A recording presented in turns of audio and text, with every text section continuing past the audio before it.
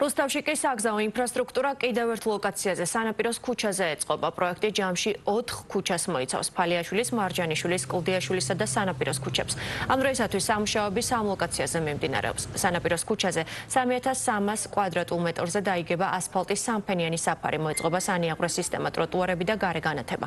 პროექტის ღირებულება 5.800.000 ლარზე მეტ შეადგენს და ის ცენტრალური ბიუჯეტიდან ფინანსდება. რუსთავის გუნდმა დაიწყო სანაპიროს ქუჩის მოწესრიგება, რომელიც არის ერთ-ერთი დიდი პროექტის ნაწილი. პროექტი 4 ძირითად ქუჩაზე განხორციელდება. მოეწყობა საგზაო ინფრასტრუქტურა, რომელიც საკმაოდ ამორტიზირებული იყო, გამოიცვლება მიწისქვეშა კომუნიკაციები, დაემატება განათების სისტემები და რუსთავს შეემატება კიდევ რამდენიმე მოწესრიგებული თანამედროვე უსაფრთხო ქუჩა. საგზაო ინფრასტრუქტურის მოწყობა და ახალი გზების მშენებლობა ჩვენი მოსახლეობის ერთ-ერთი მთავარი მოთხოვნაა.